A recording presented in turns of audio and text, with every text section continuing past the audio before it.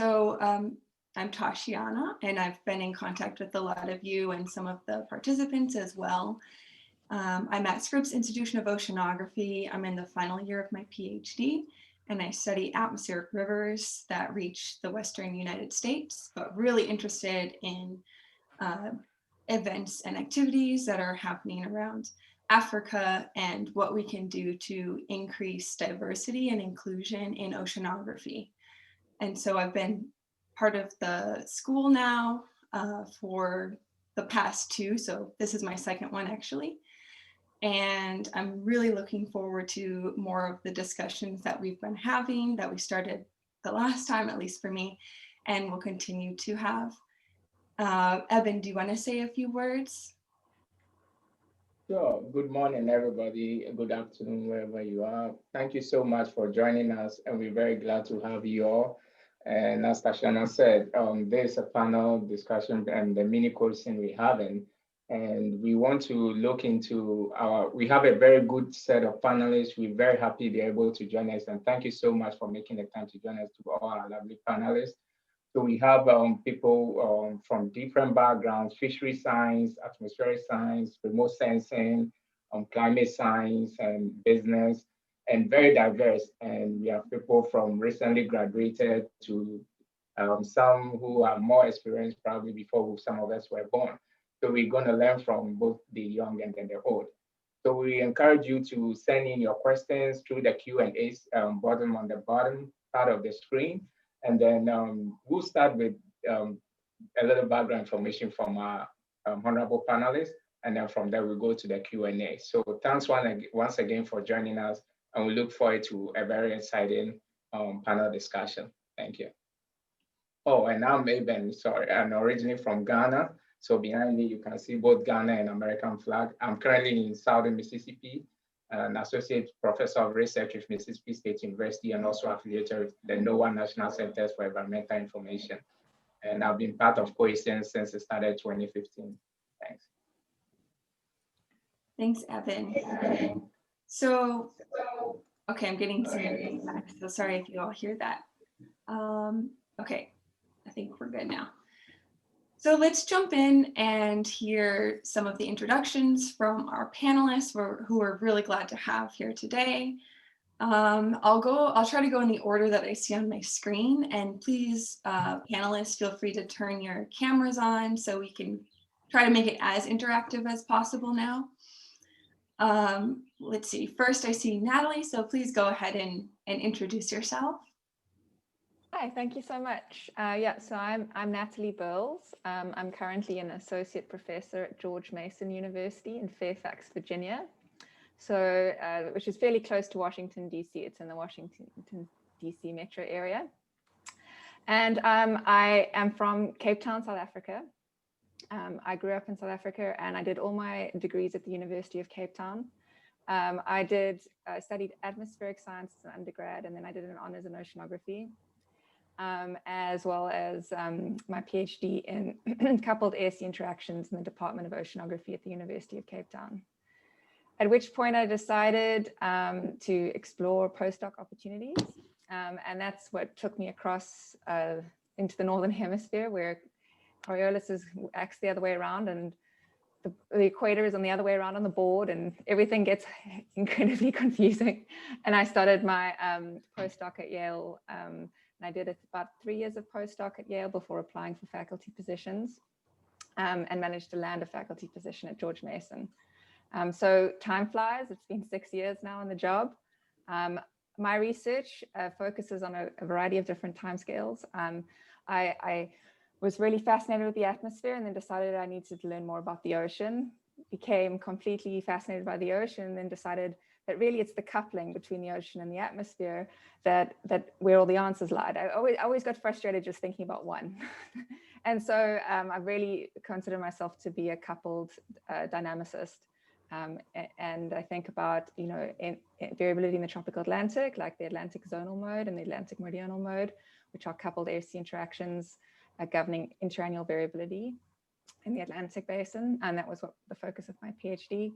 And since then, I've moved on to sort of thinking about the Pacific and also much longer timescales. In particular, I've gotten very interested in paleoclimates as well recently. And so I've been studying the Pliocene as an analog for future climate change. It's the last time in Earth's history that CO2 is at 400 parts per million. So it's a fascinating time. Shall I end there? Yes, thank you so much, Natalie. And we'll look forward to hearing more from you during the Q&A session as well, so we can expand on some of that. Great. Thanks. How about Hans next? Good morning, everyone. Actually, those who are not in our time zone, maybe it's afternoon. My name is Hans Ngodok. I am originally from Cameroon, the best country in Africa, but let's not start a debate. So I was born in Cameroon. I grew up in Cameroon. I studied in Cameroon all the way to the master's program in math and then applied math. And then I traveled to France with a scholarship to get a PhD. I had my PhD in 1996, and then I came to the United States as a postdoc at Oregon State University. I was there for 3 years, and then I moved to southern Mississippi, close to where Ebenezer is, and I was at the University of Southern Mississippi for 5 years, and then I was hired at the Naval Research Lab Oceanography Division, and I've been there since. I went down to the South in 2000, so it's been 20 years that I've been in the South. My background is I was very interested in math, physics, and all the science and STEMs.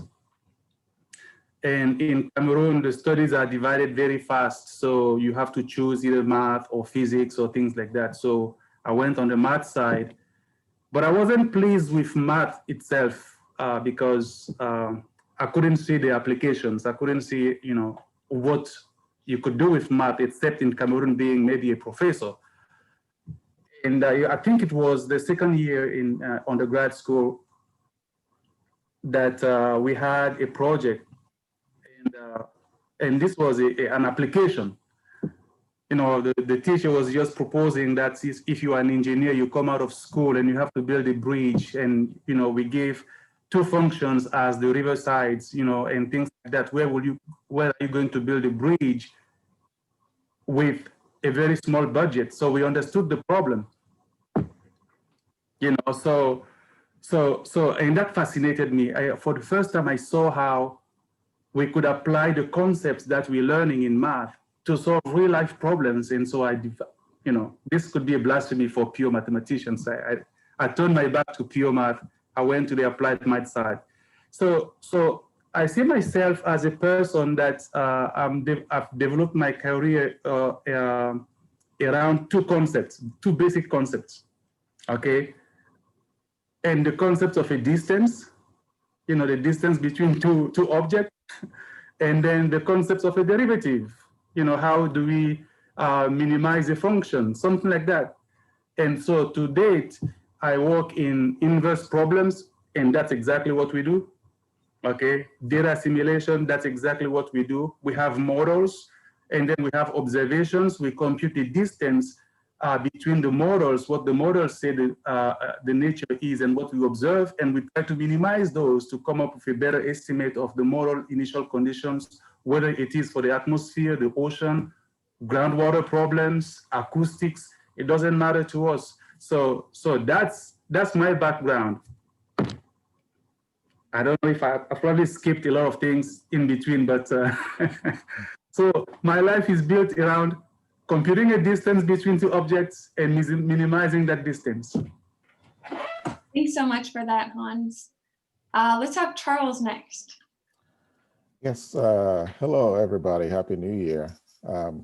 So my name is Charles Ichoko. I was born and raised in Nigeria, where I attended university, and then I did my PhD in France at the University of Paris, and did my postdoc in Israel, and then later on worked a little bit in Germany before I came to the United States in 1998.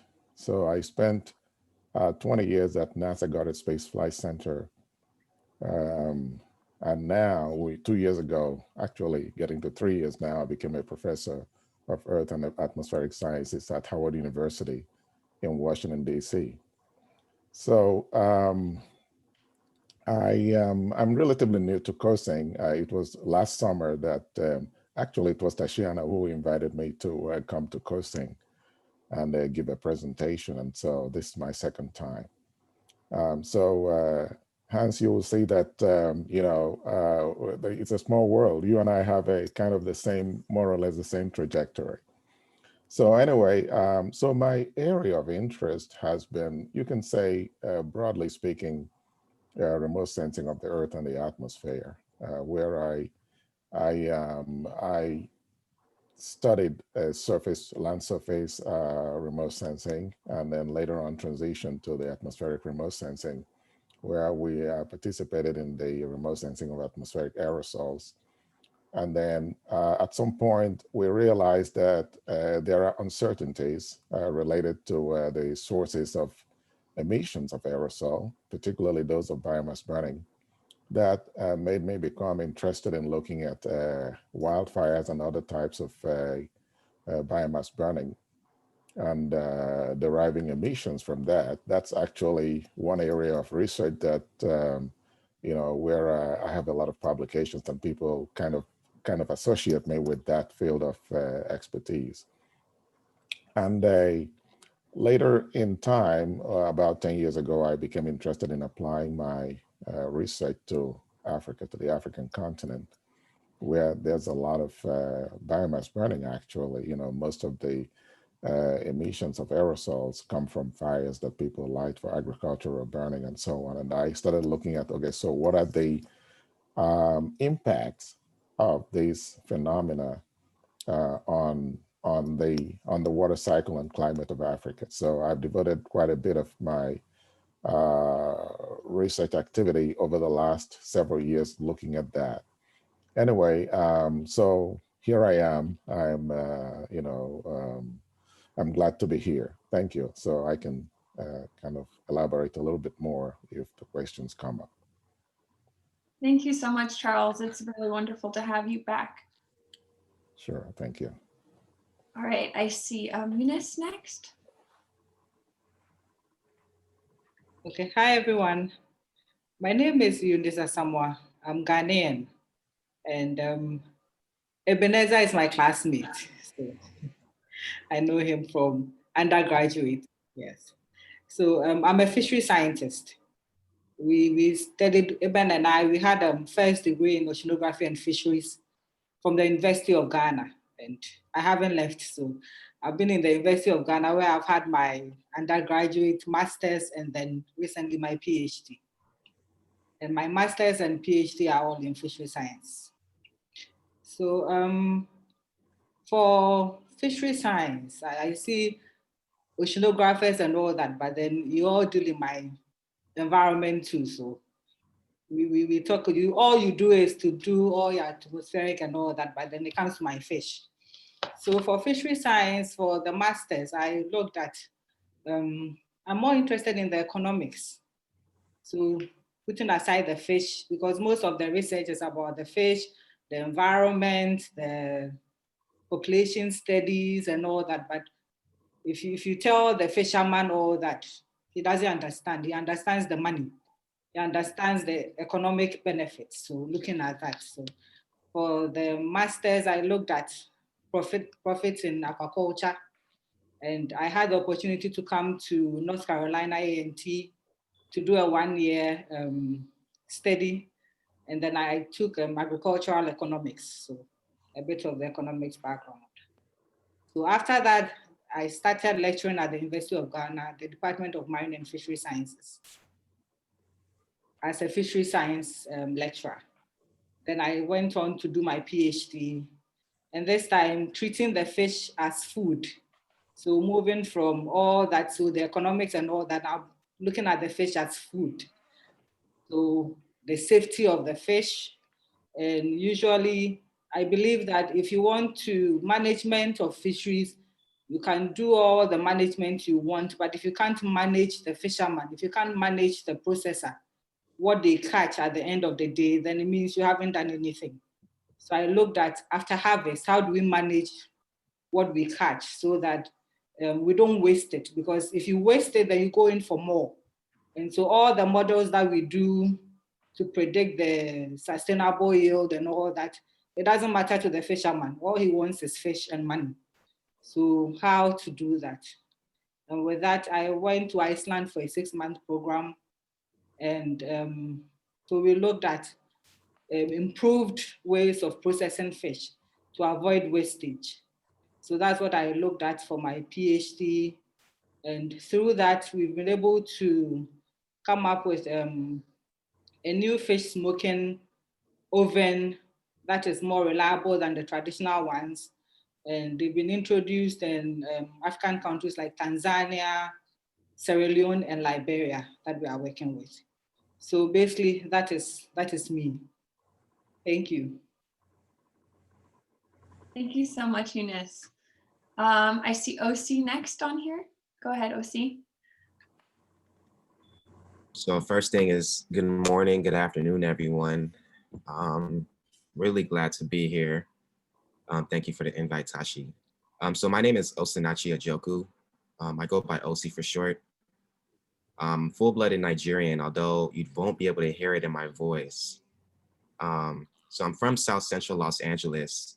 And if you were to ask me 10 years ago if I thought about going to grad school, the answer would have been hell no. I didn't really have a drive. I didn't really think about it. What was the point? I just wanted something simple. That's really South Central LA. And then I got into geography. Geography was my first major. I was doing cartography, GIS. I was making hand maps, make sure you have the north arrow, all of that good jazz. And then I switched over to geology. So I was studying rocks. I was doing field mapping, an occasional beer, right, while you're mapping out the terrain. And then all of a sudden, I got really interested in the atmosphere. I got fascinated by clouds. I really wanted to understand, why does it not rain as much in Southern California? Why does it never snowed in LA? I guess just growing up, I never really understood those things. So I delved deeper and deeper into climate science, and I've done a lot of things varying from paleoclimate, drilling stalactites and doing isotopic research, to just more observational based studies, to what I'm doing now, which is more on the spectrum of what Charles has said. I work with aerosols. In particular, I work with biomass burning aerosols that are emitted from Africa, and how these aerosols can actually impact the intensity of the West African monsoon. So I look at aerosol cloud interactions, and now I'm moving my expertise more locally, and I want to understand how these aerosol emissions affect people socioeconomically. And that kind of sounds weird, but people of lower socioeconomic status usually live in lower elevation areas. So whenever you're thinking about emissions and air quality, these people are susceptible to having the worst air quality. So just to, I guess, summarize, I'm interested in aerosol cloud interactions, biomass burning aerosols, West African monsoon, and air quality in inner city areas. And so I did my PhD at UC San Diego, where Tashi is right now. I got my PhD from Scripps. And right now, I'm a first-year postdoc at NCAR, the National Center for Atmospheric Research. And what I'm focusing on now is to learn the ins and outs of the new and upcoming computer models that we have, the high-resolution climate models, and look at the aerosol cloud interactions with that. And yeah, hopefully looking forward to more questions. Thanks so much, OC. I see Lila just joined back on. Let's see if we can get an introduction from her too. Hello, hi. Sorry, my internet is very slow. I am Lila Gifty Akita from Department of Marine and Fisheries Sciences, University of Ghana. My interest is aquatic ecology. I'm always happy to join the summer school funded by Brian.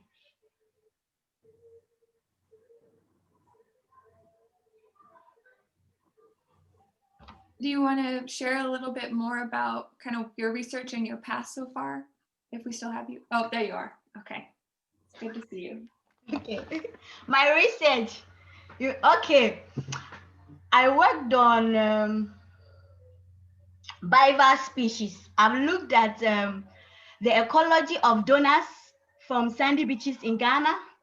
I've looked at ecology of ostracos, they are small sea shrimp from high mountains ecosystem in Tibet. And I've also looked at the state of water quality in Ghanaian coasts.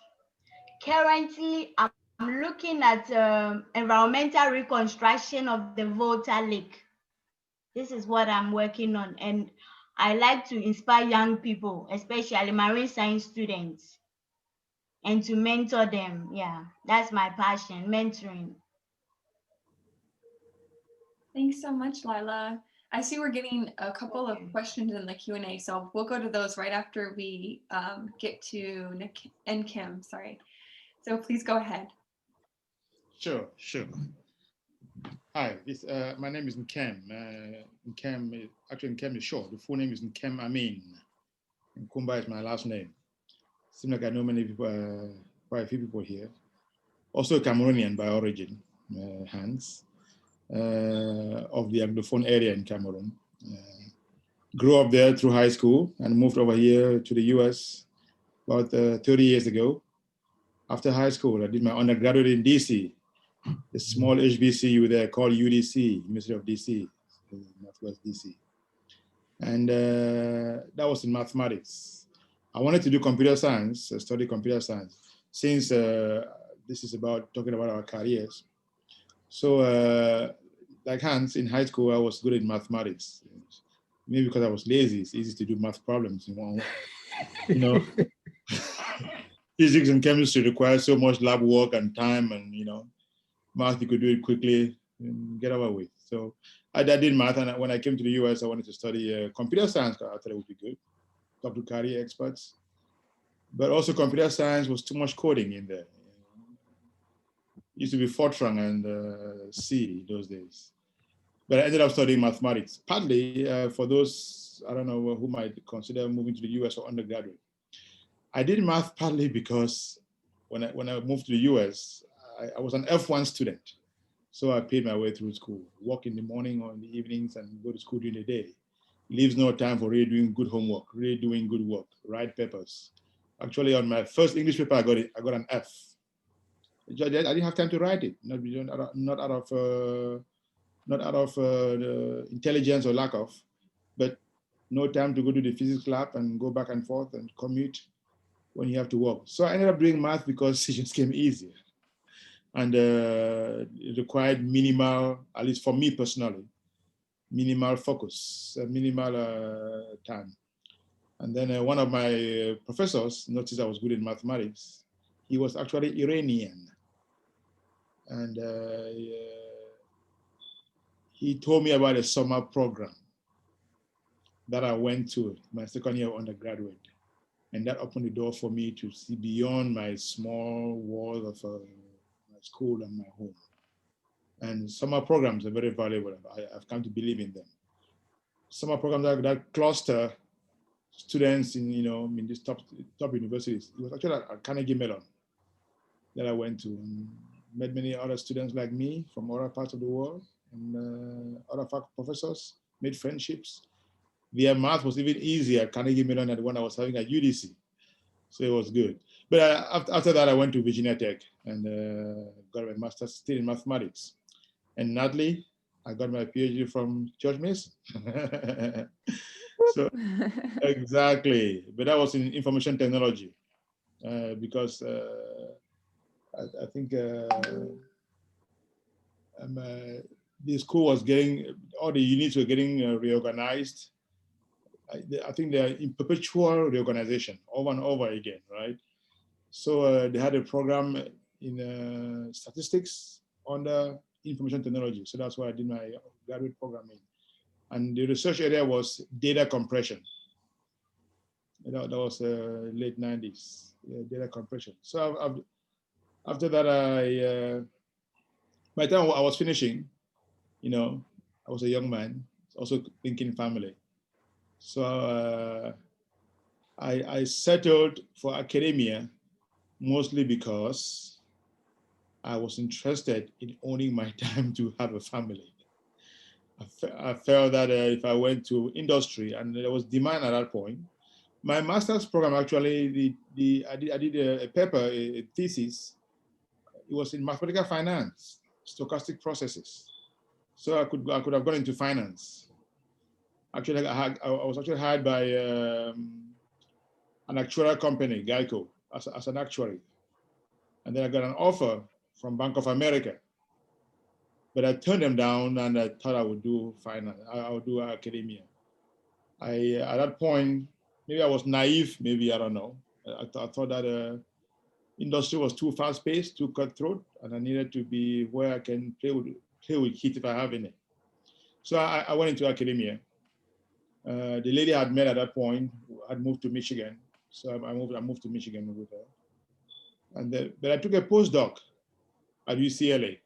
I spent a year between UCLA, the Institute for Pure and Applied Mathematics, and at Berkeley for 1 year, split between those two. Still working on data compression, wavelets, curvelets, imaging systems, something on inverse problems in those days. Then I moved to Michigan after that, and I've been at Michigan for the last 15 years as a faculty. During the mornings, I teach mathematics there.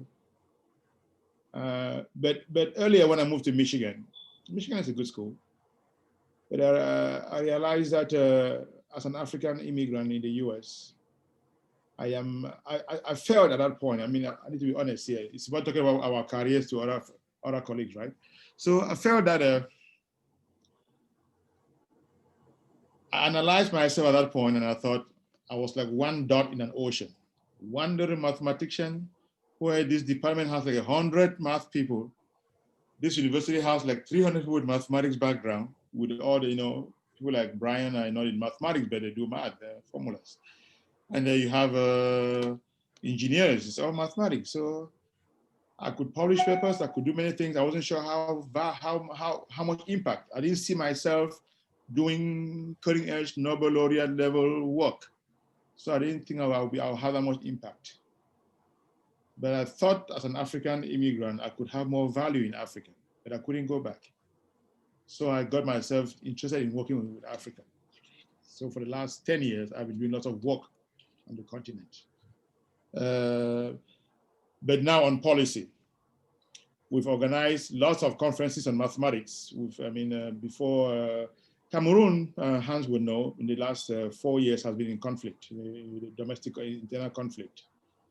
Prior to that, I had worked with almost all of Cameroon's, Africa's mathematical science community to organize international conferences.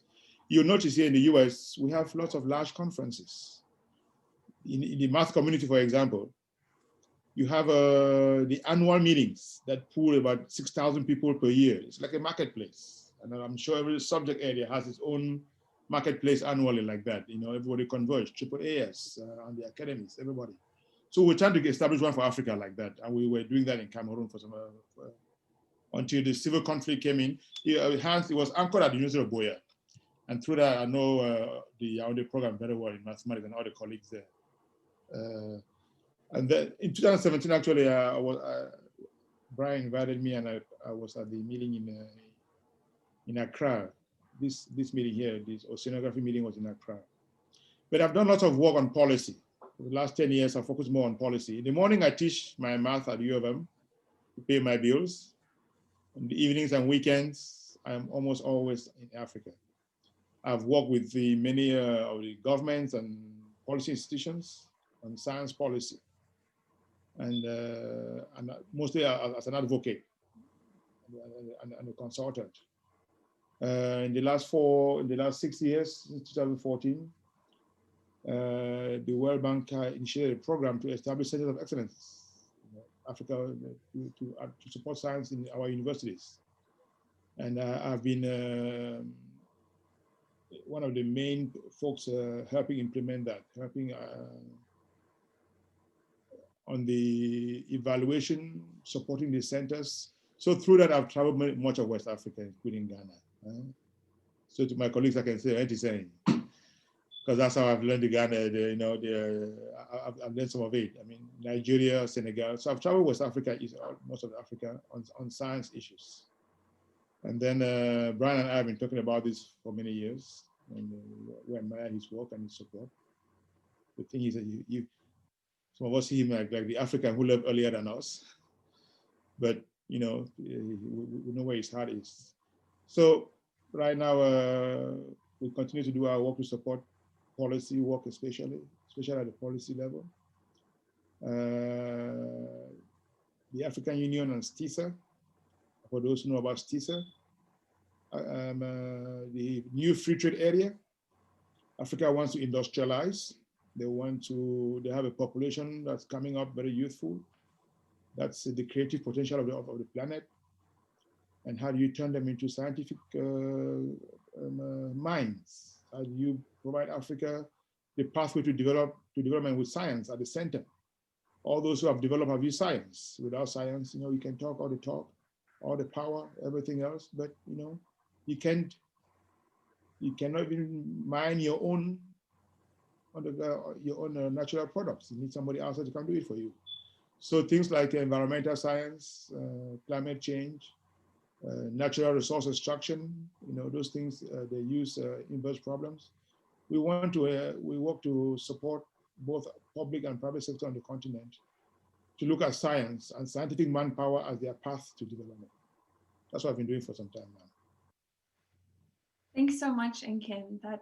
It's all really interesting, and I'm looking forward to hearing more about it. So we have had more participants join on, and so I'm just going to tell all of you participants who are joining that you can feel free to click on the Q&A box at the bottom of your screen on Zoom and insert any questions that you'd like to ask our panelists. We have a really incredible lineup of panelists coming from different backgrounds, different places, different disciplines, including mathematics and policy, atmospheric sciences, including biomass burning within that, and ocean and atmosphere teleconnections and modeling, fisheries and marine science. So an array of opportunities to kind of ask more, or possibilities, I should say, to ask more about. I think first, one of the kind of overlapping themes that I've noticed is that so many of our panelists here have grown up in regions of Africa or felt close to regions of Africa and have moved around to different places, whether it was for their education, their career, or maybe traveling out of interest. And so what I'm really wondering is, what advice might you have for others who might want to travel or explore outside of their home country in order to pursue their professional goals? And maybe Hans, you could speak to this, since I know you have to leave a little bit earlier. Do you have any kind of advice for adapting in new situations and new countries and that sort of thing? Oh, I could go on for days. But my experience is that if you travel because you are pursuing a career, there has to be two things. One is your own motivation. You have to be very, very strongly self-motivated, because nobody else will do that for you.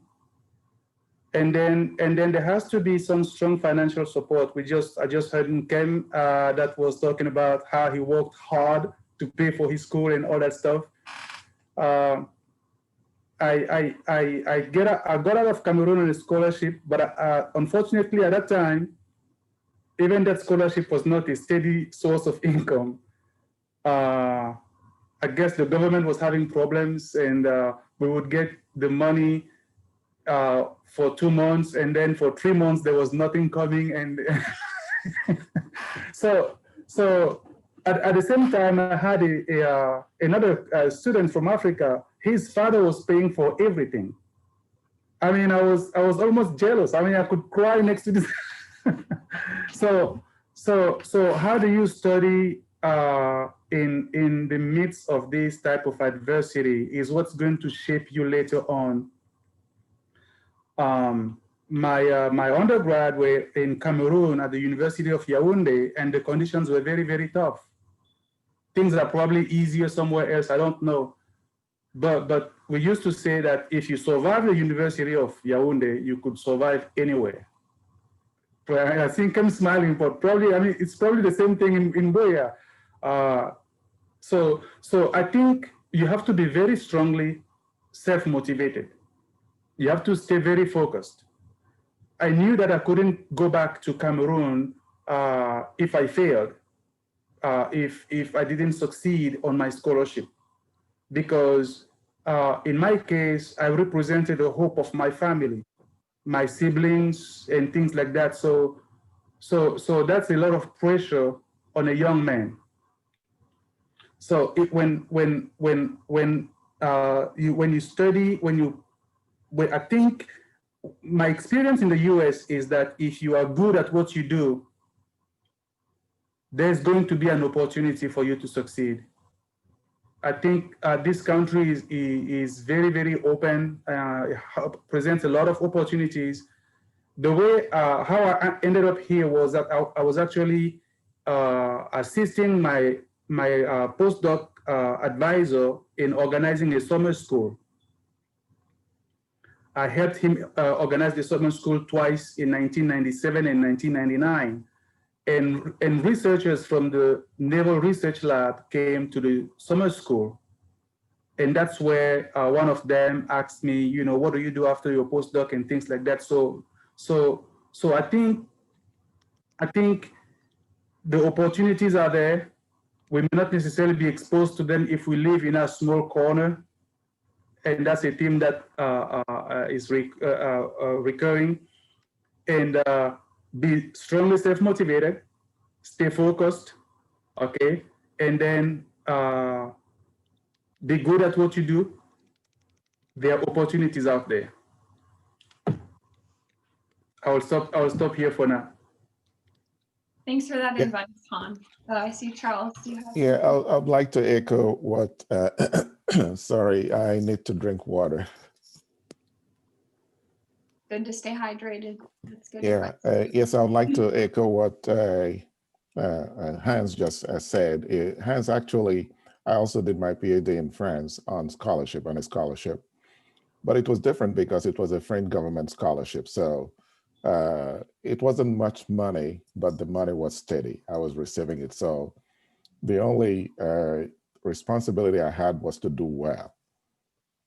So I agree that you have to be very self-motivated. It's, you know, typically young people around the world, they want a better life, right? They want to go where the life is better and easy and so on and so forth. It's not enough.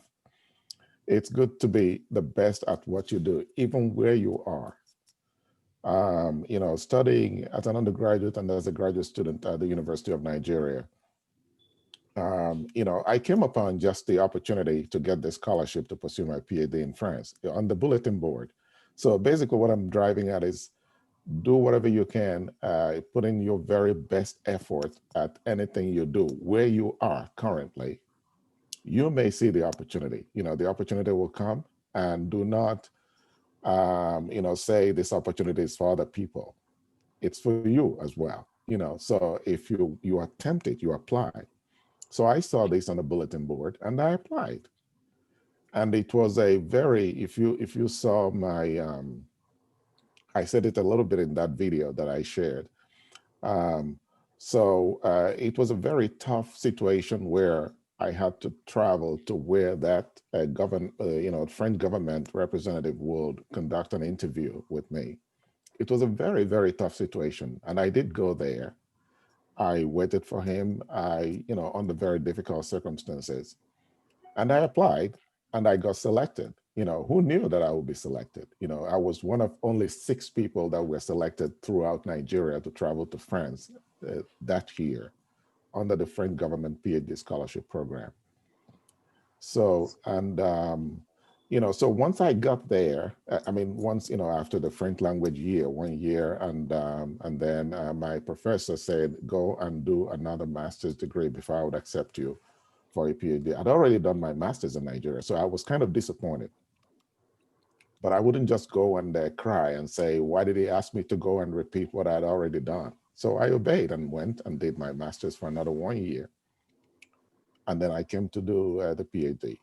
So when I got there, the reputation was that my professor gives you difficult problems. So many people who were there before me, who started their PhD with them, had not finished their PhDs. In fact, we are not moving forward. So they were discouraging me. They were saying, look, you got into the hands of this professor, you are sunk, because he will ask you to do things that are difficult to do and you cannot do it. And at the back of my mind, I said, no, I cannot fail. I've come all the way here. I have the scholarship. My parents, my siblings are looking up to me. So I worked hard. By the time I completed my PhD, I'd already published 4 papers. Okay, so that's a very important thing, because one thing as a scientist, what sells you is your publications and other things that you do, So many of those other people who were there before me, several years before me, had not even published 1 paper. So it was my PhD professor who came to me one day and said, okay, I think you've done enough. Write up your, summarize what you've done, produce your, your dissertation, and you can defend. And within a few months, I finished my dissertation and defended. And he helped me find my postdoc opportunity. So people will help you. So it is people that will help you, but it has to come from what they see you doing, how you are accomplishing what you set out to accomplish. It will not depend on what you want. It will not just be, well, I like to go and enjoy good life and all that. That's not the way it works. Anyway, let me stop here and maybe I can elaborate further if need be. Thanks so much for that, Charles. I just also added your the link to the lightning talk that you provided for the previous hosting. We had so many lightning talks recorded on your journey through STEM, so people can check that out later. All right. Does anyone else want to add to that, add their experience? And Kim, I see you're unmuted, and Lila. Hi. Yeah, I want to add to what Charles and Hans, Professor Hans have said. Yeah, I realized from my study in Germany that PhD requires self-motivated. So as they have said, you need to be self-motivated. It's a consistent commitment and concentration, commitment, concentration, and consistency in all that you do. There are many opportunities. I never realized that whatever you do, whatever opportunity presents itself in a given moment, once you seize it, it's the foundation leading to another accomplishment. So whatever you are given to do, you must seize it. Then as Professor Charles Ichoko, is that, I don't know, I said, when I was in Germany, I studied for 3 years. After 3 years, my scholarship has finished. I don't have any funding. Like Hans said, you need strong finance. How am I going to finish my PhD without funds? So as Professor Charles said, I said that no, I have traveled all the way from Ghana. I cannot go back home without a PhD certificate. I have to find a way to accomplish. I came here for a mission. I must finish the task. So I had to find alternative jobs. After I will use my regular time for university, and after university, I will work in a restaurant from 6 p.m. to 12 a.m. So it builds you, like it's about consistency, focus, discipline, and you will find your way. You need to seize the opportunity. You have to create the opportunities you want. The world is yours to occupy. There are many things, but don't forget there is always obstacles and challenges. You can't run away from it. In conquering the challenges, then you become stronger and confident to move to the next stage. Thank you. Thanks so much for that, Lila. It's really inspirational. And I know, OC, you have a little bit of a different story in that you actually are have been connecting back kind of to your roots and trying to work, working with researchers in Nigeria. What has that experience been like for you? Yeah, so I guess just a little background. So all of my family lives in Nigeria. Only my immediate family lives out here. I live with my mom. My mom has 5 kids. I'm number 4 out of 5. And I'm the only one in my family that has any type of motivation to go back or connect back. The rest of my family's been Americanized and they're happy with that. So because of my research, I was able to go back home. So what does that mean? I got my Nigerian passport. I have my dual citizenship. And I've used the opportunity of being a researcher to go back home and to make different connections. So for me, it kind of hits differently because I'm not just going there to like connect on science. I'm trying to go back home to find more about myself. So I guess my story is a little bit different, although we still have to like find our own funds. Because for a PhD program in America, as you can imagine, it could be anywhere $70,000 to $100,000. But most people, if you're smart, you don't pay out of your own pocket. So I had to find different ways of raising money. So out here, we can apply for different fellowships and things like that. So I was sponsored by the National Science Foundation. And that they kind of funded me throughout my college studies. But in terms of going back home, I haven't been able to connect as much as I want to. And I'm in the process of trying to change that. I think it's because I'm just a young researcher. But me and Tashi, we've been to these different events called the Conference of Parties, which are sponsored by the United Nations. And it's basically where they signed the Paris Agreement at, as well as the following year, the US pulled out. But anyways, enough with the jargon. So we get to do those things. We get to go to the United Nations. And I've been fortunate to connect with some NGOs that are based in Nigeria. One of them is called Gadalip.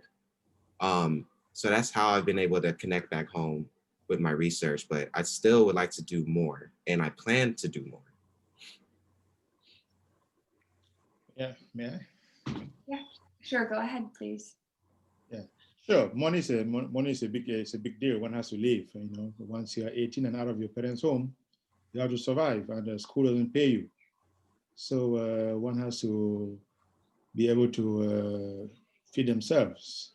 I think a key part to going through college to a doctoral level is mostly self-discipline and motivation. When you are young, there are many social distractions. There may be, you dream so many things and so many possibilities in front of you. And it's good to have a vision. It's good to have a sense of who you want to be, what you want to play in, what do you want to play in society when you grow up. That question of, who do you want to be when you grow up? And then how do you get there? So for me, it was mostly self-discipline and discipline in terms of lifestyle. As an undergraduate, yes, I paid my way. I paid through school. I wouldn't complain. All I had to do is avoid parties on weekends, because that would have been a leakage of plenty of my money on beer and social life and things that do not complement my education in the end.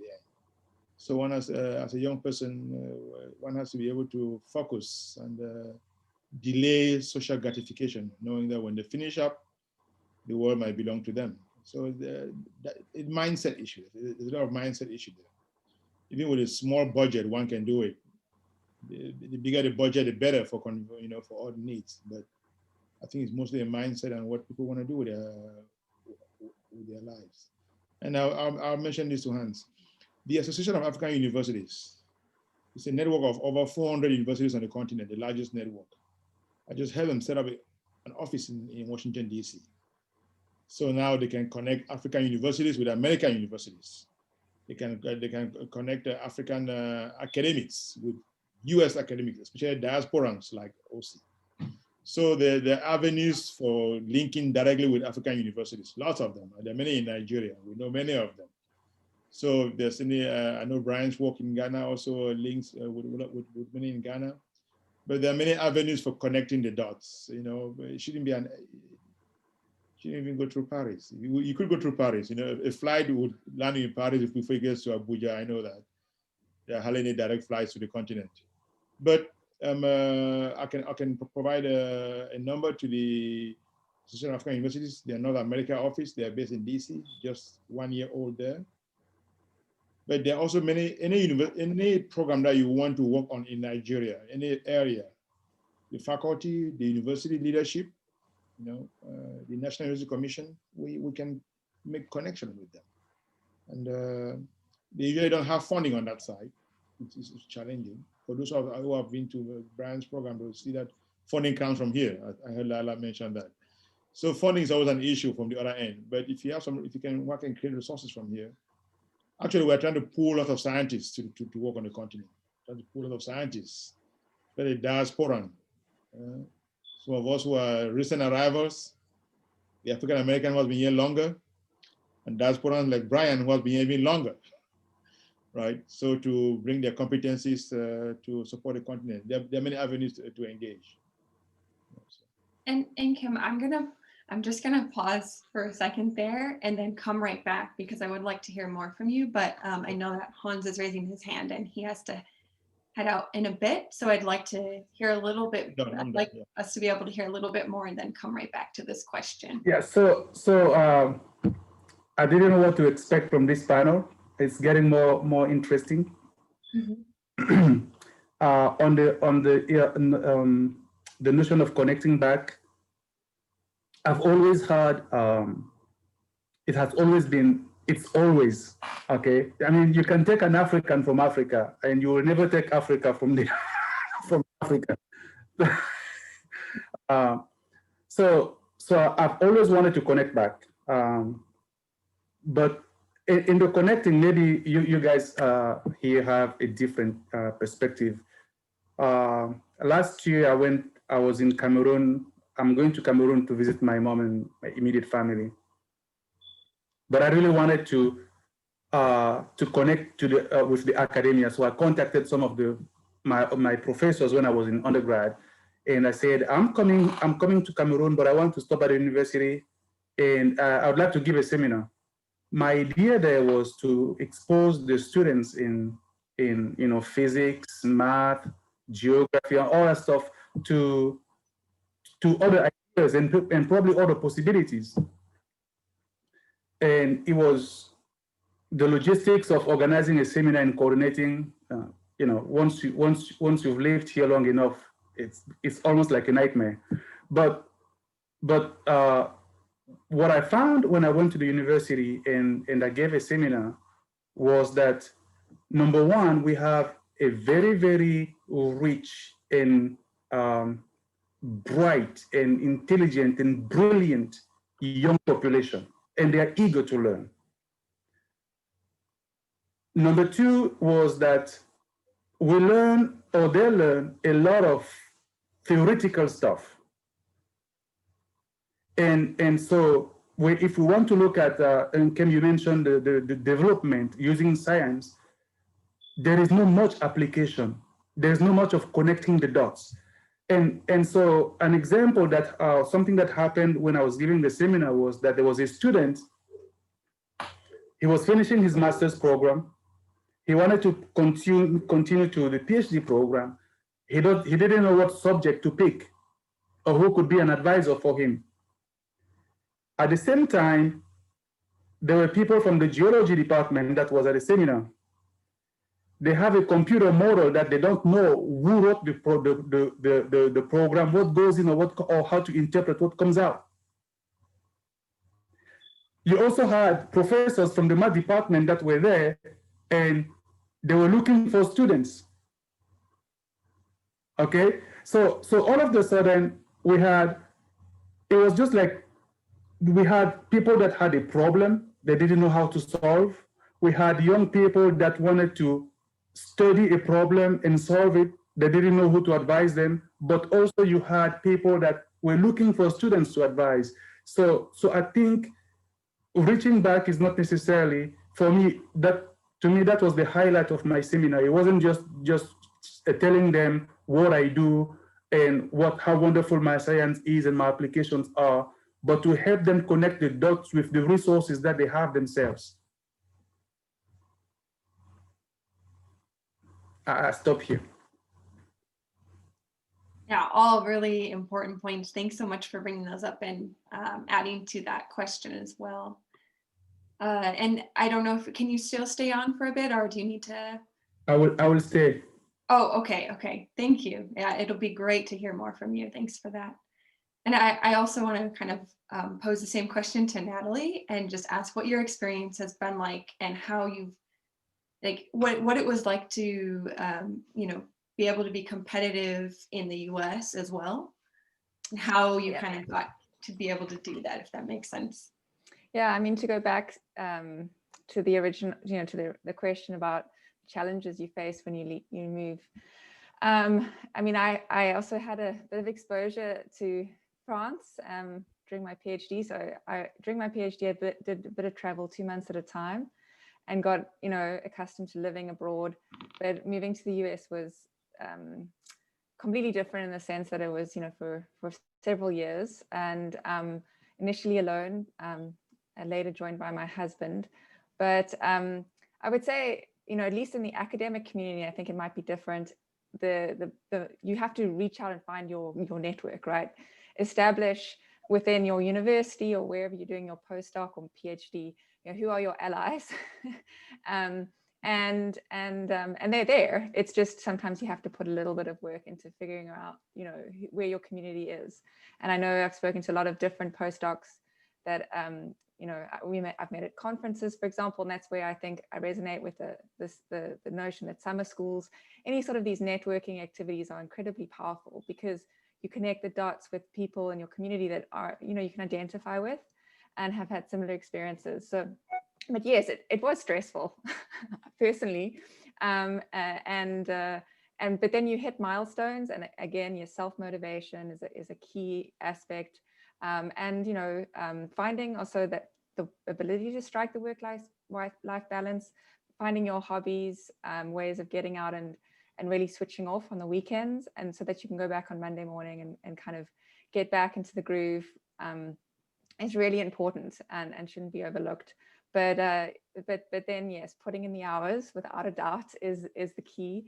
And once you start to hit those milestones, it really does help to kind of take off the pressure and ease into the situation. For me, I mean, I have been very homesick. I miss my family, my support system. That's always going to be there to a certain extent. And I resonated with comments by many of the other panelists that, finding that connection and what can you do, what can be your sort of link and your way in which you can, contribute and pay it back or still connect with your community it helps, I think, to not feel that like disconnected. Yeah. Thank you so much for your response to that. I think, yeah, staying connected and finding ways to do so sounds really important. And I'm remembering, Eunice, you have completed all of your degrees in Ghana, correct? And Yes. And so in that case, how were you able to find funding and kind of, do you feel like you can be competitive within the science fields, and how has that been like for you? Okay. As the opportunities also, there are lots of opportunities in Ghana also. So for my master's, the University of Ghana has a graduate fellowship, which offers you scholarship for your thesis. So you apply, it's competitive, and then I got it. So that was funded. And then my travel to the US also from the university, the International Student Exchange Program. So, and there are so many opportunities. They are always announced. And then if you want to go and come back, the problem is some people go and never come back. But then if you want to go and come back, there are opportunities there for you. And for my PhD, I got funding through the university again with Danida. So my 4 years was funded by Danida, and I got to travel to Denmark as part of it. And also I got the Iceland chance to also travel. So funding wasn't much of an issue. It's just that it's very competitive, and then you have to put a lot of effort in. And once you get the funding, there's no rest for you. Because if the funding elapses, then it means you're in trouble. So for us, for the PhD, you have 4 years to finish. If you don't finish and you have to go on any extension, you have to pay your way through. So that was motivation enough. Finish within the time. And so I finished within the time because I didn't want to put my money in. So the opportunities are there. If you come to the university, every day they are posting for the sciences, for the humanities, all that. It's just that you have to apply yourself. And once you get it, it means that there's no going back. You have to finish within the time. So that's my experience so far. And kind of with that being said, thinking about, you know, the time limit that you have to get everything done, and some of what, you know, Professor Charles said about focusing on publishing those papers and getting things done, as many others mentioned. I'm going to actually turn to a question that's related to all of that, that one of our attendees actually submitted, Godwin. And Godwin's asking, first, they're saying, thanks for the enlightening words, dear panelists. I appreciate it much. Could you please advise more on some critical points to note before going on a PhD journey? And also how to successfully complete this study in time. In short, what are the mistakes most PhD students make, which eventually stifles their progress? Finally, what are the key differences between a master's study and a PhD study? So if there are any of those questions that panelists would like to take on, please feel free to. I see two at once. So maybe OC.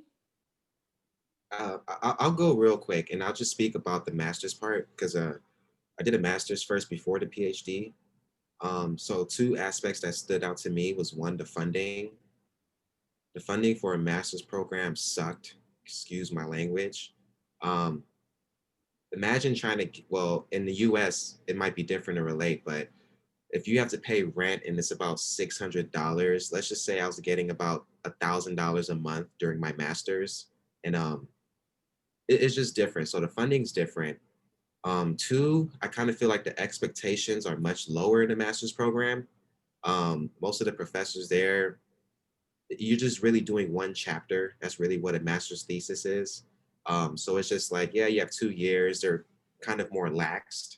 And but going to a PhD program, for me, and the issue, and I think I can speak to this individually as coming up in the education system here in the PhD program in America, dealing with imposter syndrome is something to be keen about, especially when you start a PhD program. The idea of not fitting in, I think that's one of the things that can derail your PhD career and can actually lead to failure. So I would just say that I think it's really important to find a good group of people to be around, a good positive group of people who will also push you. I really think that's important. I can't stress that enough. Thanks for that, OC. I also saw Charles next, and then we'll go to Hans and then Natalie. Yes, yeah, thank you very much, Josie, for that. You know, so I forgot the question is, what are the pitfalls, right? What are the mistakes that some people make? Exactly. So I will say the mistake that some people make, one of the things OC said very clearly is thinking that others know more than you do. You know, that's a mistake. Yes, they do, but you're one of them. You can know more than you do now, and that nobody knows everything. The second mistake is that some people think they have time. Even if you have funding, they can give you a 4-year scholarship or fellowship to complete your PhD, and you think you have 4 years. No, work as hard as though you have only 2 years to do your PhD. Another thing that people make is that they do not make a good plan from the beginning. You make a very good plan. This is the research plan. This is how I'm going to do it. And then work backwards and try to accomplish those goals. And one of the goals I cannot overemphasize is to what aspect of the study will you conclude and publish, publish this and this and this. How many publications do you want to get from your entire PhD study program, and work toward them. And yes, listen to your advisor. They have more experience in this field, and they can advise you. They can get you help, even in areas that they don't have expertise. They can get you help. So listen to them and move forward, and impress them. Do more than they expect. Don't always look for the minimum to do, or listen to other peers. Your peers, they have other things. They have different circumstances. They may have more money than you. So they may have more time than you. They may not have any problem in the world, but you do. You have a problem. You have to make it and turn around, like many of us do, to help out those who are there, who are still back home in Africa, and help them out. So yes, it's serious business to do a PhD. If you're not willing to do it, please don't go. Don't do a PhD. 3 years ago, I organized a capacity building workshop in West Africa. It was actually in Ghana, in Kumasi, the Kwame Nkrumah institution. But people attended from across West Africa under we work with the WASCAL program. WASCAL is the West African Climate Services Organization. So there were people from about 9 or 10 countries of Africa. And so the first thing I told them is this: there is nothing special about being a scientist or a professor. But if you want to be, then you have to be prepared to work hard. There's no easy way out. It takes a lot of reading literature, background literature. It takes a lot of, doing things, simulations, doing and failing and throwing out and continuing and finding other ways to overcome a challenge, or to, get around a problem and things like that. Sometimes it's not a straightforward path. So something that even after you have a perfect plan of how you conduct your research, it may not work out that way. So you may have to do things you don't think you would do, writing code. Some people want, I have, now that I'm teaching students, I know what students want to do. They want the easy way. They don't want to write this code because, they don't like coding and all that. That's no, you can't say I don't like coding. You code. When I did, even up till now, I still code. So, so be prepared to work hard. If you do not want to do a PhD, please do not. Don't do it because you want to have a PhD and be called a doctor. And it makes no, there's nothing to gain by being called a doctor or a mister. It doesn't make any difference. So if you want to do it because you want to really accomplish something, and work hard at it and actually accomplish it. Let me stop here. Thanks so much for that, Charles. It's also really helpful, at the stage I'm at right now for getting ready to defend, to remember that, this type of imposter syndrome that both you and OC mentioned, it can really creep in during critical times, and you have to keep checking it and say, I'm going along and I'm learning, I'm growing as I'm going, and this is the best that I can do. So I appreciate that advice as well. And I see that we lost Hans, and we'll see if he joins on again later, but in the meantime, we'll have Natalie next. Thanks so much. I would say that I think I love the fact that imposter syndrome has made it into the vocabulary and everyone understands, because I think we can all identify with experiencing that, especially at the beginning of any new position or any new transition. And it's good that we are aware of it and address it. But going on to the question of tackling the PhD and the distinction between the PhD and the master's, I think it is different everywhere, and at least in the South African context, most of us did a master's and then did the PhD. I don't know if it's changed much since when I was doing it, but that was generally the trajectory, 2 years of master's and just 3 years of PhD, as opposed to the 5 years in the US. And also the funding situation is a bit different to the US in the sense that masters could be funded, and you could get a master's scholarship from the National the National Research Foundation, the NRF. And so my advice, but I mean, obviously it is very individual and specific to individuals, is if you start down the track of the master's and you can, work with your advisor to publish one paper maybe from your master's, that then could potentially open a lot of doors and also allow you to assess whether you really want to be going down this path. And then it also, in terms of applying for schools, abroad, at least I know I'm on an admissions committee, and when we see a master's degree and some publications, it really raises someone up on the list, and then, in terms of assessing them for coming to do a PhD. And then in which case a funded PhD, right? So you may end up doing more years of study in the long run, but at the same time, it could be a path which helps you decide and also boost your CV for applying abroad. Thanks, Natalie. And I see Hans joined back on. So if Yes. you'd like to also address this question, that'd be wonderful. I am sorry, I lost my internet connection and I thought that you guys shut me out. Oh, no, we didn't. We did No, not. just We're happy to have you back. what I would like to say is it starts with the student. You need to know what type of a student you are first. Let me show two categories here come to mind, okay? We have students that are very, very smart. They are thinkers, independent thinkers, self-motivated. They like to embrace the problems and try to solve it. Then you have students that are not the first one category, but they are, if you give them a to-do list, they will execute it to the point.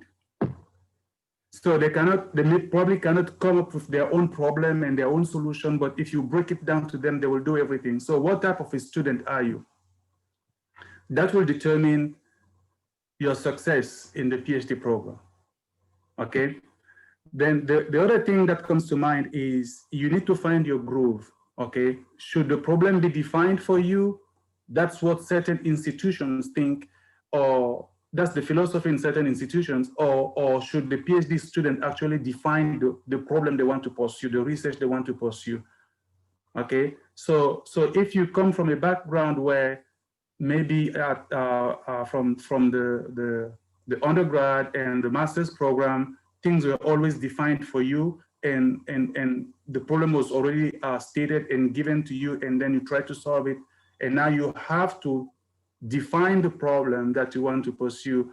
That makes a big difference, because you could be disappointed. The third thing that I want to mention is, what is the reliability and what kind of help and support are you going to have from the advisor?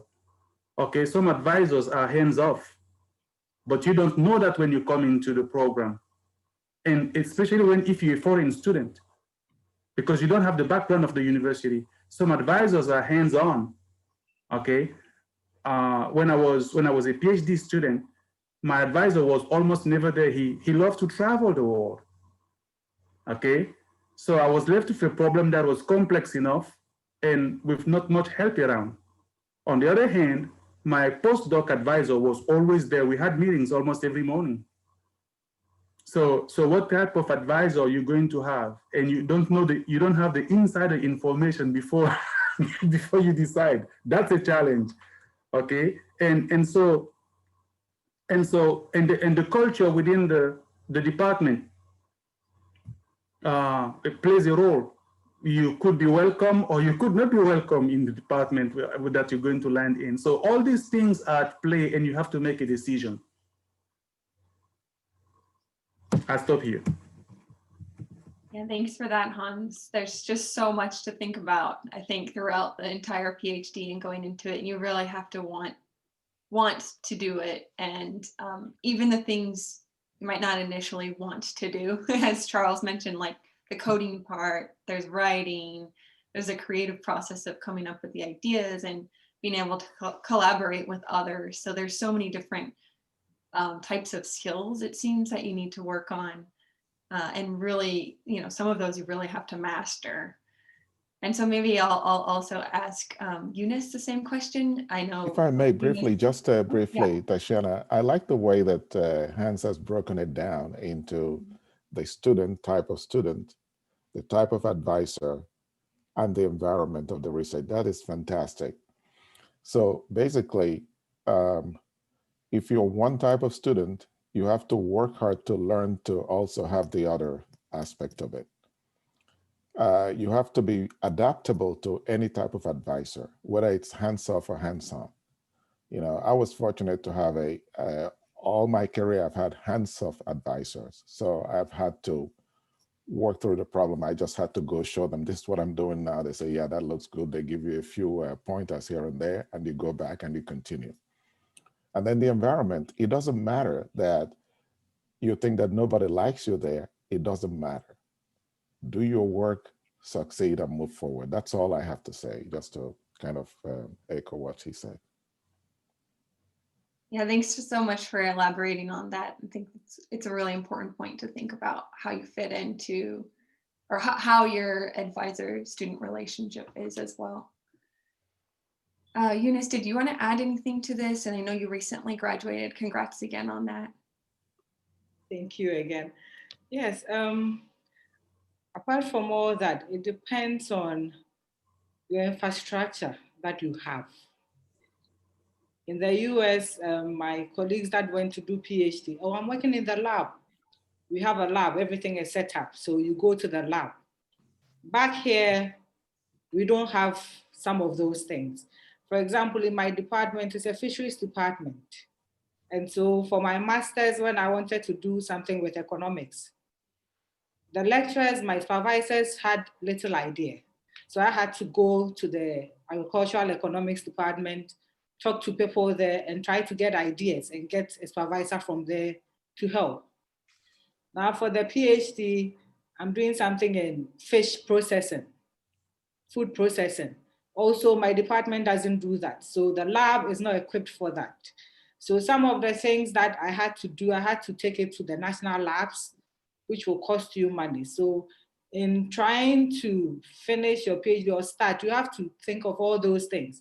So what you are planning to do, how are you going to do it? Will the infrastructure support it? Because with the Danida funding, we were 4. One could not finish because the samples that he took, he had to send it to Denmark. And sending it there and then working on it, it took so much time. So you have to plan all those things. So those are some of the things that you have to look at before you start the project. Otherwise, you'll be frustrated along the way if you don't get things done the way you want it. So that's just my contribution.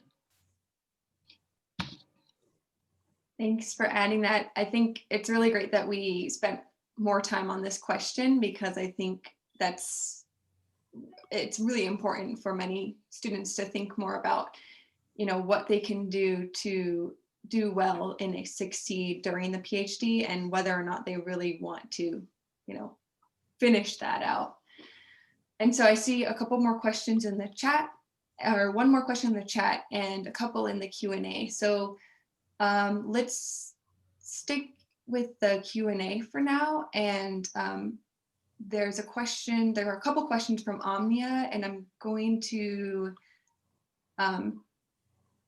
combine a couple of them. So first, Omnia says, I would like to thank you about this discussion, and I want to ask, how can I gain experience rapidly in the aspect of science of the Earth and the atmosphere?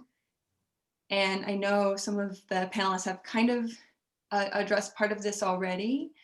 And I'm wondering if there's anything else anyone wants to add to that. Is there a quick way to do it? Go ahead, OC. Yeah, so a quick way to do it, I'll just give my experience. While I was doing undergrad at Dominguez Hills, Cal State Dominguez Hills, which is in Compton, California, I had a professor there. So just for me, I should say, there's not, when I was growing up and going to school, there's not many Black male students in college in LA. I hate to say it, it's just a fact. So I met an ethnic professor. He was Indian actually, and I just got really interested in his research. And I just asked him like, if you have any research or if you need anything done, like I have nothing but time. I don't want no money. I just want to learn. And he just gave me the opportunity. So the next thing I know, I'm drilling stalactites and looking at the carbon isotope ratios, and then from there, he linked me up with someone else. So I think just get out there and volunteer. It's actually a great way. Did anyone else have any experiences like that, like maybe early field work or volunteer opportunities that you were part of, or informal mentorships, or ways to kind of get in on the science without maybe being in a formal degree program yet? What is that person's background? What is Omnia's background? So it seems, well, the next question that Omnia is asking is related to aquacultural science. And so I guess maybe we could assume it could be aquacultural science, but I'm not 100% sure. Yeah, basically, I think somehow some of the other colleagues have addressed the question because Hans and Kim both studied mathematics as undergraduates, and they were looking for how do you apply this, and they found pathways to applying them. I myself studied surveying in on my undergraduate. I went to a department that does a structural geology, and and geomorphology. That's what I did, something related to that for my PhD. So I think the examples that they have given are good responses to that, including the one that Osi said, you know, you volunteer or you ask somebody, are they looking for a students in this area or in their area, and you will be happy to participate. Or even there are many summer internships and things like that, which can get you even faster. But if there's a specific area that you want to you know, gain a very rapid understanding, you can read a textbook in that area or read some publications in that specific in the specific area that's of interest to you. That's really helpful. Thanks, Charles. And as you said, I think panelists have kind of also addressed this question in the other responses. So I think we'll move into the next question, which is in the... Can I say something before we move to the next one? Sure, Hans. Yeah, I think part of what I hear from that question is this person is trying to get experience, but kind of fast. But that is not what science is. That's not what experience tells us. Because experience, I mean, even if you graduate today, it doesn't make you an expert in what you graduated. Right. Expertise comes with time. Okay, what comes fast is information. You get it in, but it has not even sunk in your brain yet. That's not experience. You can well, I mean, you can do a field work, but it's only when you begin to do it over a long period of time that you become expert at it. That's where, is that, or maybe this is where my blind spot of English being my fourth language is coming in. But there's a connotation there that I don't think there is fast track to experience. Did I get that wrong? No, that's the way that I interpreted the question as well. The other way that I was thinking is that it could be more of, you know, coming from a place of how to just first get introduced to it, which is just a way to kind of like have that seed planted and to get in on the field. But yeah, the initial way I interpret it is the same as you are, which is, yeah, there's not this fast track. And even when we're working on, you know, a research paper or project, it can span over a couple of years, several years, and there's so many changes that need to be made during that period of time, and new skills that you need to develop. At least that's what I've seen in my, you know, short time in the field so far. So yeah, I think your response to that seems to be on point and helpful. So thank you so much. So, okay, in the chat box, I'm going to switch over to that and try to address this question here by David. David says, good afternoon to the panel. My name is David Akodeku from Benin. I finished my master's degree the last year in management of natural resources. I worked especially on the restoration and the conservation of Westlands ecosystems, particularly the mangrove forest. And so now here's a question. For us who come from a French country, it is very difficult to attend, I think, to receive scholarships without TOEFL or IELT certificates. Okay. And maybe some of you are more familiar with these certificates than I happen to be. So what can they do in that situation to still try to get scholarships and the funding that is needed? Maybe I can touch on that quickly, at least very briefly. Yeah, so it's TOEFL, Test of English as a Foreign Language. So people who are not native English speakers, to have access to US higher education, they require them to show English proficiency that they can function in English. It's a big criteria for almost all our universities, graduate programs, assistantships. If you want to get any kind of funding, they want to make sure that you can express yourself or learn in English. It's not unique to Benin or Francophone Africa. It's a universal test. Chinese do it, everybody does it. I did it before. Even some people, even Ghana, some English-speaking countries, to whom the US, quote unquote, doesn't consider English as their native language, are still required to take it. Nigeria, Cameroon, English countries, India, English country, right? So they all take it. It's a matter of locating the nearest center, in my mind, where it's taken. There's a TOEFL center in Accra. There's some in Nigeria. So they have a website. It's a universal criteria that some things have to be fulfilled. It's hard to cut those corners unless somebody knows you personally and wants to advocate for you. In Cameroon has a strong English, substantive English-speaking population, like Nigeria and Ghana. And very often they will ask questions like, we speak English, can't we waive this? Can't we get a letter from our advisor or the university indicating that we know English and waive the TOEFL requirement? No, the schools want to demonstrate that you know the language. I simply tell them, if you didn't think you know the English that much, take a test and pass it easily. And then that's all, and fulfill it as opposed to shortcuts. So it's just a requirement. If you look in your department yourself, international admissions, they want a GRE and they want the TOEFL. It's just a criteria that's universal to everyone who's non-US, but we're trying to come to the US.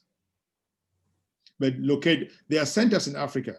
And again, I know Ghana has one. I don't know if there's any in Benin or not. And there are even study centers to study English. There are online resources to have with this. Lots of them are free. Actually, from my work in Cameroon doing our conferences, it always comes up. You work with young folks, next thing is, how do I come to the US? Take TOEFL.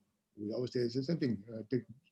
So we actually set up a TOEFL and GRE center in Yaoundé, Hans. We set up one in Yaoundé and in Boya to enable our students to fulfill that criteria. You just cannot control it. I mean, it might be difficult in countries where they don't have a center. I mean, Benin might even be better. Countries like Niger, Burkina Faso, Mali, they have less resources. They might not have a center like that.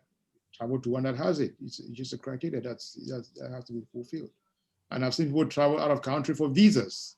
You can travel out of the country to go do your test and come back. So you're saying to find the resources, if available in their local area, to be able to have the TOEFL, take the TOEFL in. There are TOEFL centers dotted around the continent. I don't know all the locations. They have a website, toefl.org. I think maybe in your resources here as a community, you can put those things down to just have a criteria for all students who want to come to the US or have opportunities in the US. There are not even scholarships per se, like NSF. NSF is for US citizens and residents. For international folks, assistantship that are offered through the department's own funding. You teach or you do research or you do some kind of service in the department.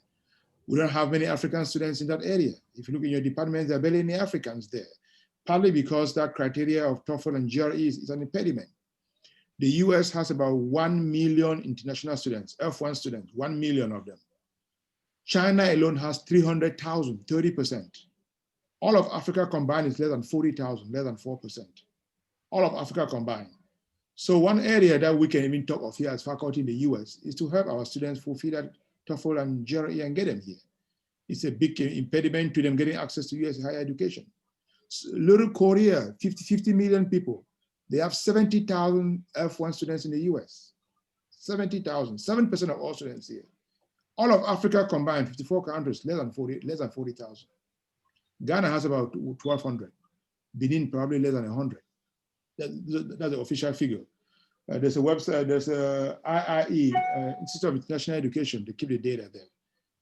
So it's a big problem for us getting African students to the US. And if in your interactions, in your work, you can create a resource where African students can be able to fulfill this criteria. And then maybe advocate in your department to get them admitted, because no one speaks for them in your departments, in our departments. There are many Chinese faculty who speak for Chinese students. There are many Indians who do that. It's a community thing, but we don't have that kind of advocacy yet in our midst. Even the HBCUs don't do a good job of bringing African students here, and they could link it better. In the 60s, it was better. The Nkrumah studied here, but nowadays the numbers have dwindled tremendously. It's true that you have the domestic African-American population, but talk about African international students, there's very few. And these are the problems that many of us need to work to bring down that barrier. Otherwise, the kind of interaction, the kind of work that we're thinking of doing, if OC goes to Nigeria tomorrow, the first thing they will ask him is, how do I come to your department? How do I want to do a PhD like you. I want to be like you when I grow up. How do I do that? TOEFL will be an issue if they want to come here. So having those resources as part of your communication on your website, on your community, can be very useful. Thank you for that. And the COESSING group, we've been having these different lists that we've put together of resources. And I know Lila sent a great list last August. And so we'll continue to add to those and share them with participants here. I'll send a link to the data I just quoted on international students. It's all there. So that colleagues here can see and understand what we're talking about. We don't have African students here in higher education at all in the US. Less than 4%. And with this pandemic, it's probably going to go down. Nigeria has the most, about 9,000, but that's Nigeria. Ghana is about, I think, 3,000 or 1,200. Ghana and Kenya are next. Cameroon has less than 1,000. Then the Francophone countries barely have 100 each. But then look at one China as a country, 300,000 of them, official students, former students, 30% to one country. That's how China grows, because it has that strong diaspora that is trained in America. India has, so. Yeah. And I guess on that point that you're bringing up, another question that I think it would be helpful to hear more responses on would be, what can organizations in the US and international organizations as well, like COESSING and the Oceanography Society, do to help kind of diversify oceanography, but specifically increase the representation of people from Africa in this global and US, UK, kind of Western world region as well. Mm. Are there any ideas you've had? It sounds like many of you are already working on efforts like this in different ways, like STEM Africa and Charles at Howard University. So Any thoughts on how this can improve? So let me tell you that again, if you don't mind. I don't want to be dominant on this question. There are two systems here. The US system is very meritorious. You can cut corners, however you want to do it. The admission committee doesn't, you may want, maybe an advocate for this, but when it comes to admitting students or increasing that diversity, the admission committee is independent, and they look at data, they look at applications. So a key step is to help maybe you work with universities on the continent, like UG is a good example. There are many people here from UG, KNUST, we know them very well. Cape Coast, we know them well. Yaoundé, if it takes individual effort to create a relationship with the universities and help their students fulfill the criteria, it has to be fulfilled. These students go to France easily. France, you don't have this kind of, I don't want to talk down France, but if a faculty in France went to Africa and said, I want to take it to France, they can do it very easily. The faculty, the mentor, the advisor has lots of leverage in bringing a student over. In the US, you may want to, but they have to go through the admission process. That's very independent. So crossing that barrier is one of the things that have always made it difficult to increase diversity. It's not only diversity with Africans, even with African Americans here in the US. That is, look at the community, higher education. That is a global problem. Fulfilling the criteria of admissions, and then maybe partnering with specific universities that can give you a pipeline of students. I mean, it's surprising that UG doesn't have that kind of link already with COESSING. UG is already a pool. They produce how many STEM per year, graduates of first degree. Go there and pick up students, and maybe even set up a TOEFL and a GRE center right there at UG. Right there at UG. So that, or I mean, study center where they can study and fulfill the criteria as part of their admission, as part of their graduation. That's how others do it. It's that it becomes an industry, right? The Chinese succeed because it's like an industry in China. It's like an industry. It's not an individual effort. People pay money, people go do what they have to do, but we don't have that that kind of level of making it readily accessible and available. So one particular point I would suggest for this, at UG, to set up a study, not this exam center, there's already one there. There's an exam center already, but set up a study unit for GRE and TOEFL right there at UG. Then you see that the pipeline of qualified students who will be admitted will increase. If they're not admitted, they cannot come. Yeah, that is correct. Kim, that's great. Your insight is great about that. But one additional thing I would like to say is there are entrepreneurs in Africa who can begin to even set up private businesses to prepare people for such things. They can do that and get the income through that. That will increase opportunities for private industry and so on. It doesn't have to be because the university may have its interest and focus. They may not want to, do that, but that's the best place to do it, the university, to set up a kind of, I forget what they call that, some kind of affiliate program that can train people on such things, and they do it. And in any case, one thing I wanted to say to the person who asked the question is, you don't want to even cut corners. It's good to pass TOEFL and come. It's not a difficult thing to pass. And if you don't get TOEFL and come here, how are you sure you're going to succeed going to class and listen to the lecturers, to the professors, and understand what they're saying? So it's good to do it. You don't want to cut corners. That's what I keep saying. Do it, even if it's hard, do it, pass the TOEFL, score very high points, and get over, if you find the opportunity. There are private people in that. The one in Ghana is private. There's one based in Kumasi, which is for the TOEFL Center. I forgot her name. I know her name. The lady who runs it out of the embassy in Accra is Nancy Keteku. It's a white lady married to a Ghanaian. She runs the TOEFL and GRE. We actually invited her to one of our meetings at KNUST to come and give a talk on this topic. You can just organize as a university and invite people to come and give a talk to guide students. There are broader issues around this. The much larger issues of perception, right, among the continent. There has to be a purpose to say, look, going to the US is not discouraged. Many of our universities, we have faculty here from UG, You want support from people in the US. You want to come here even by yourself as short-term faculty. At Michigan, we have the UMAPS program that will bring junior faculty from Africa for short-term stays here. Everybody wants, it's good, professional development.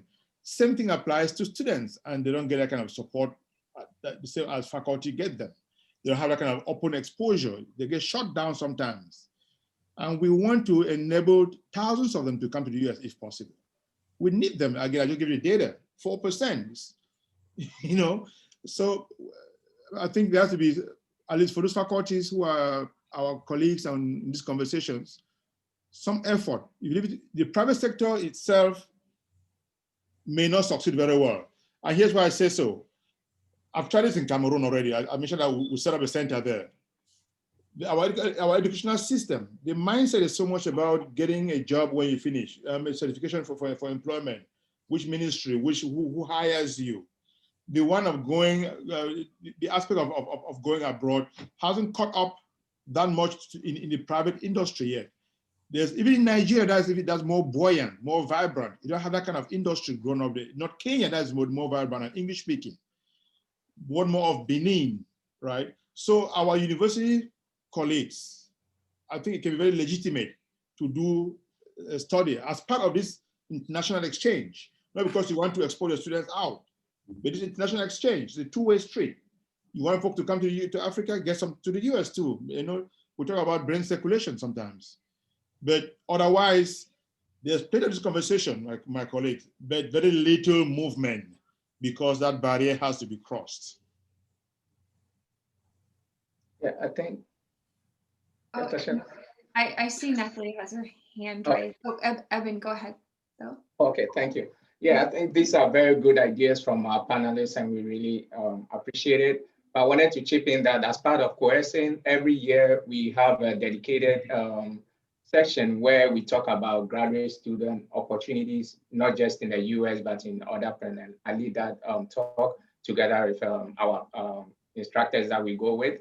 So we do that actively as part of COESSING, and it's one of the agendas that we have when COESSING was started, to have as many African students or scientists or participants in international conferences and graduate programs. So we've been doing this actively as part of COESSING, and even on individual times, personal levels, we have participants from COESSING contacting some of our instructors, and then they help them to find schools. Maybe they will sign it to Brian or somebody, hey, I'm looking for graduate program and this or that. And Brian or whoever it goes to will direct it to somebody more appropriate in that field. And for example, one of our participants last year, I happened to co-chair, take a GRE on how to write emails to professors and all that. And she got accepted in University of North Carolina, Wilmington, with funding. I mean, she didn't get 100%, but she got substantial.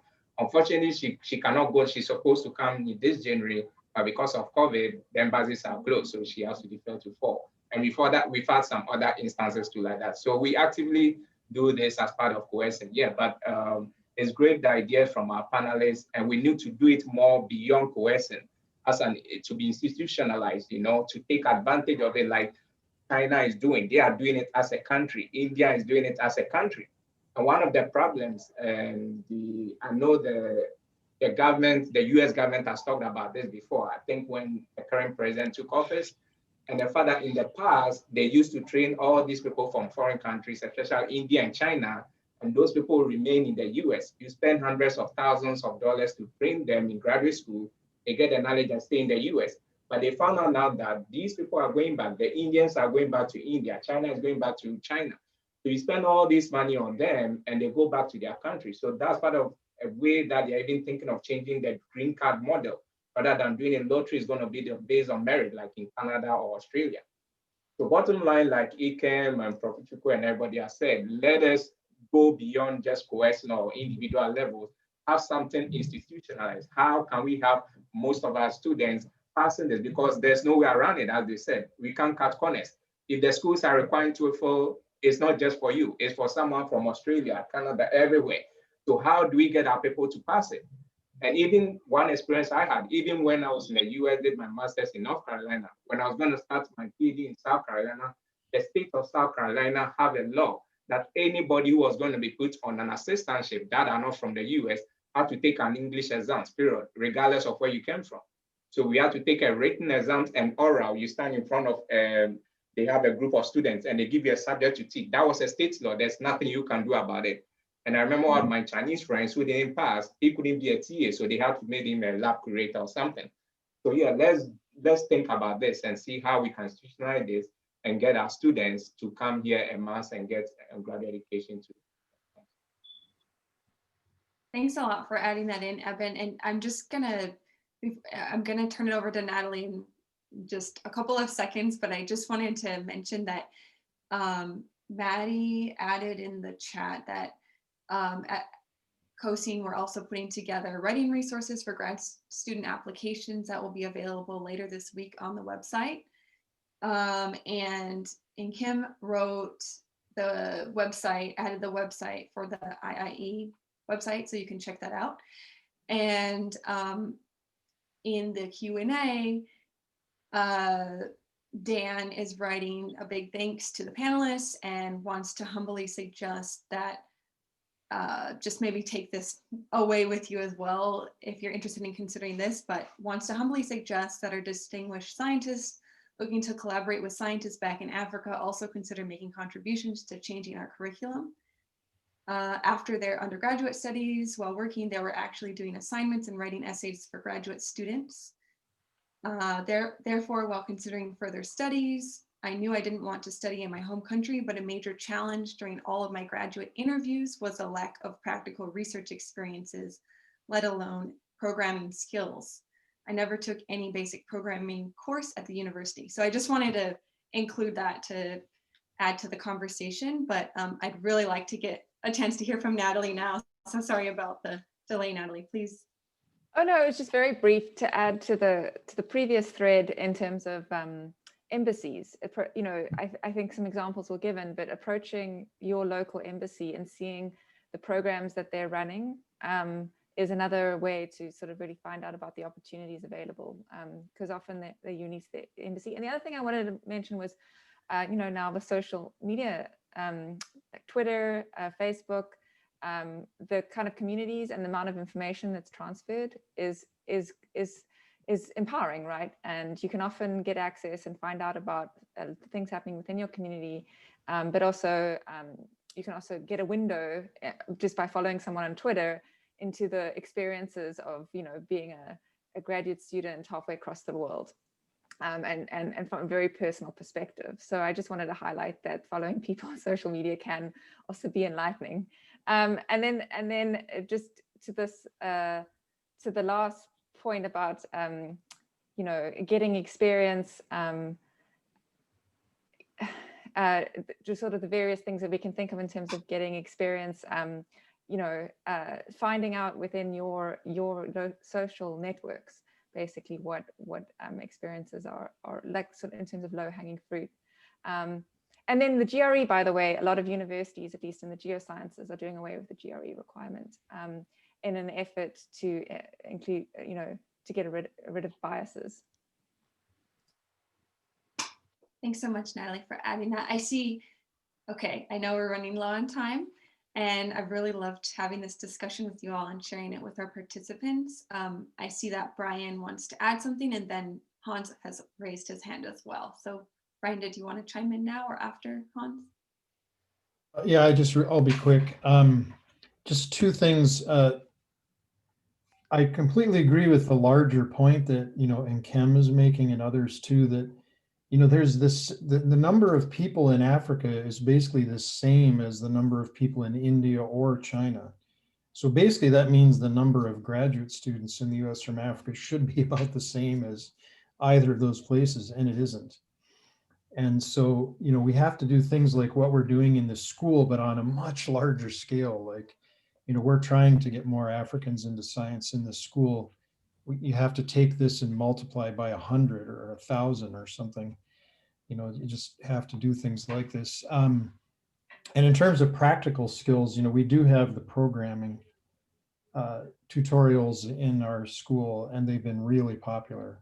So I think people are really eager to learn practical skills like computer programming. I just wanted to add those 2 points. Thanks for adding that, Brian.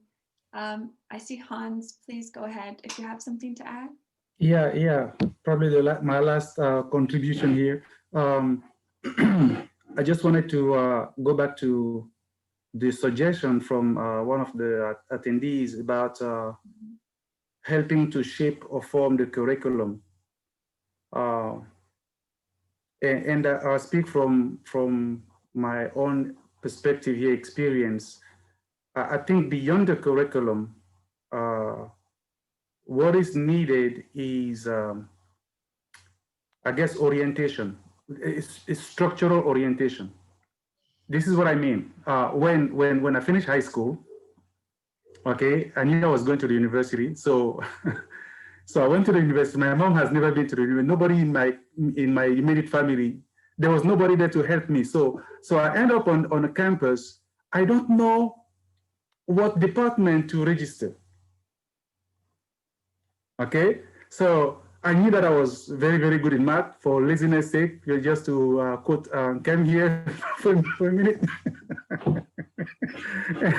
and so I went to the science department, and I looked for, maybe there was actually a math department. So that's where I registered.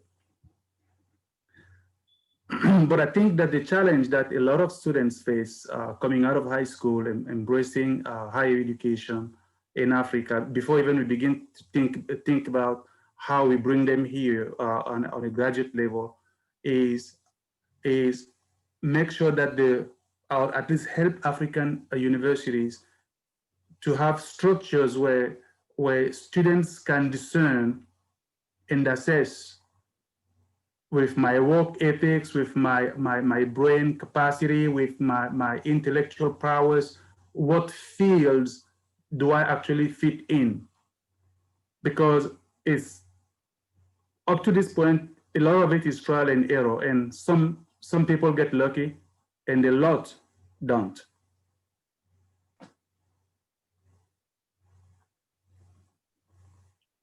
Yeah, I think that's very true. So I appreciate you saying it just that way, just as it is.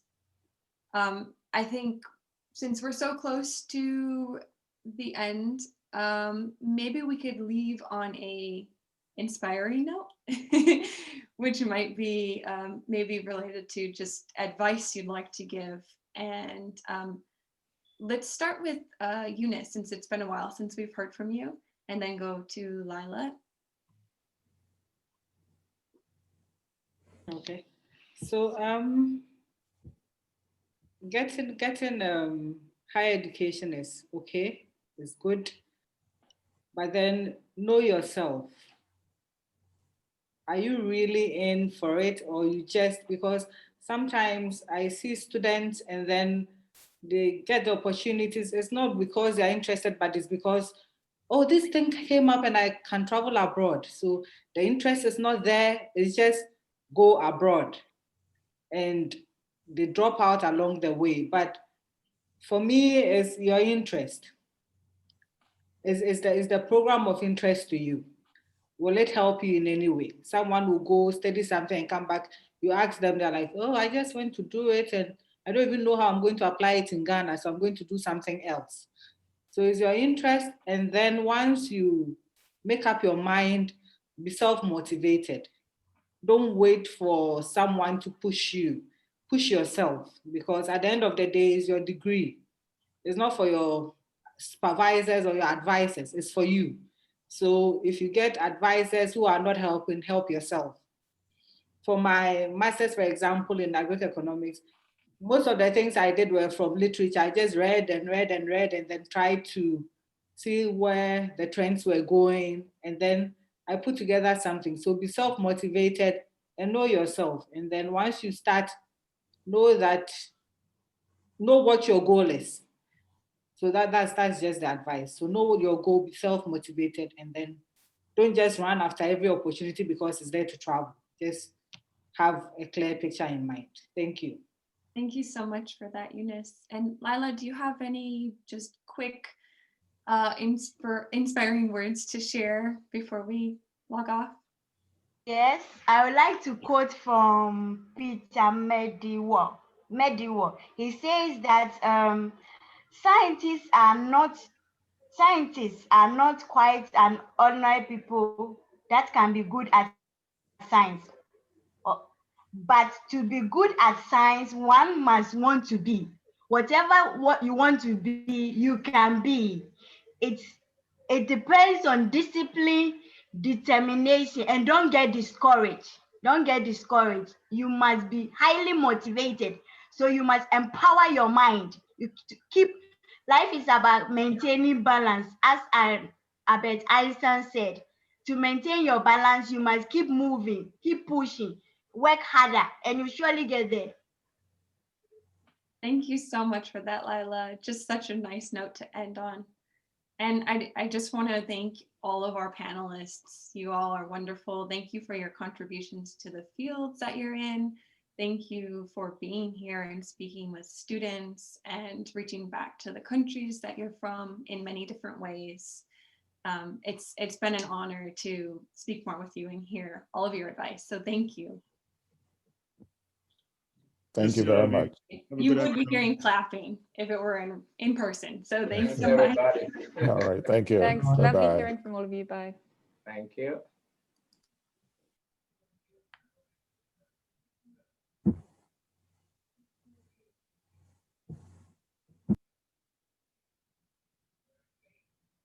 Wow, that went by quickly. Yeah, that was really good. I'm so glad. I'll get a link. Okay. I'll get a link for the recording